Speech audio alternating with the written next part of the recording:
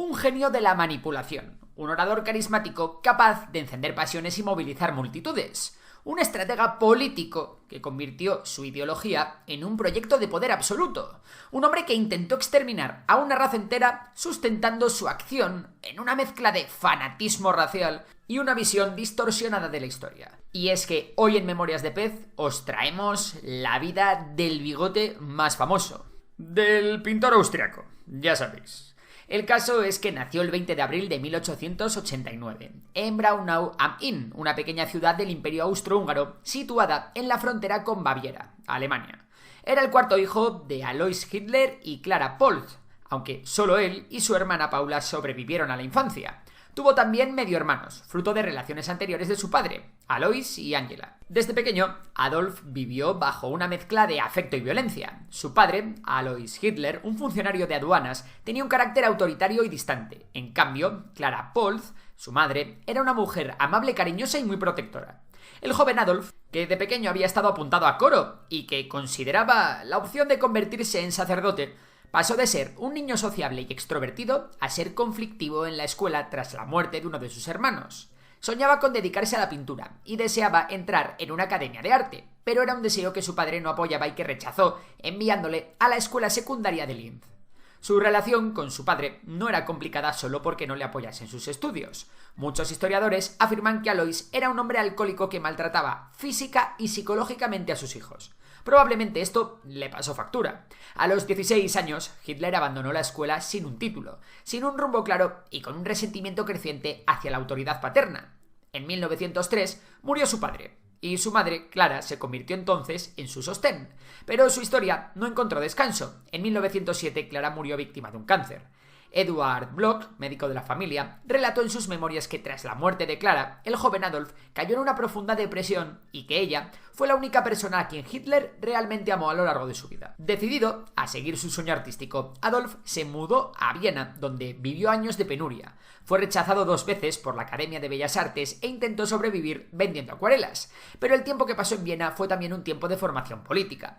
La ciudad era un hervidero político donde había debates sobre el nacionalismo, la raza y la política. En sus paseos, Hitler se encontró con discursos, periódicos y panfletos que hablaban de la crisis económica, del posible colapso del Imperio Austrohúngaro y de las teorías raciales que culpaban a ciertos grupos de los problemas de la sociedad. Y es que el antisemitismo ya estaba presente en muchas corrientes políticas vienesas de la época. Sin embargo, la historiografía no puede confirmar con certeza cuándo ni cómo Hitler desarrolló su antisemitismo de manera personal y sistemática.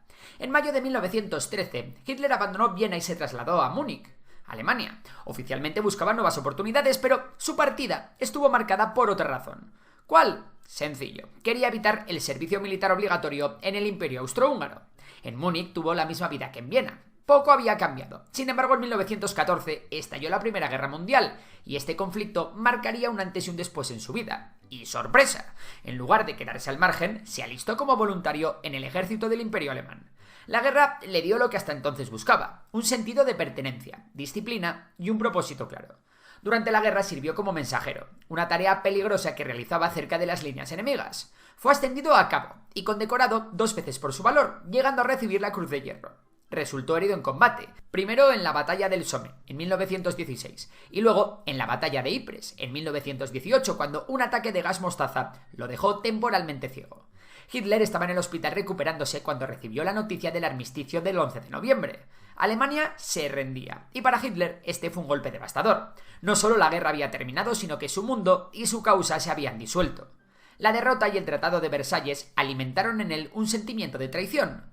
No tardó en abrazar una narrativa muy extendida entre los veteranos alemanes, que Alemania no había sido vencida en el campo de batalla, sino apuñalada por la espalda por traidores dentro del país.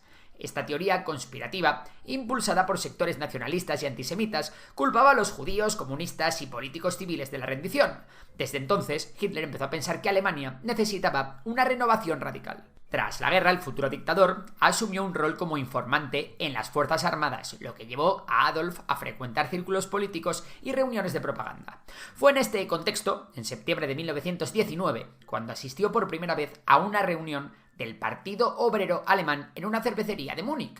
En principio, estaba allí solo para observar, pero durante el debate intervino espontáneamente para rebatir a otro participante. Su manera de hablar, apasionada y convincente, impresionó tanto a los fundadores del partido que lo invitaron a unirse. Desde entonces, su ascenso fue meteórico. Sí, en esta época su pensamiento ya estaba completamente definido.